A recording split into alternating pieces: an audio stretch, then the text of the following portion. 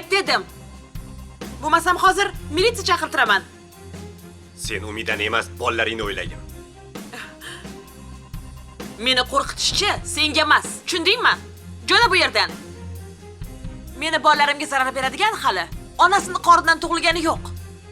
Qo'lingni uchini teqqizadigan bo'lsang, qonundan chora ko'raman.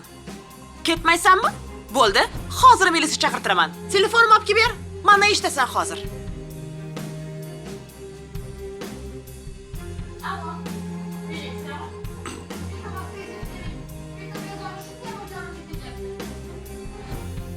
Oyi, militsiya chaqiramizmi?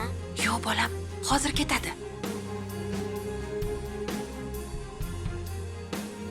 Hali sen bilan gaplashamiz. Yaramas. Ana, ko'rdingmi?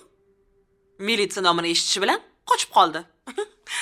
Bunaqalarcha g'irt qo'rqoq bo'ladi. Faqat kuchi ojizalarga yetadi. Oyi, men katta bir ayollarga umuman baqirmayman. Ularni himoya qilaman. Barakalla bolam. Bu haqiqiy erkakning ishi. Yur endi darsingni qilamiz.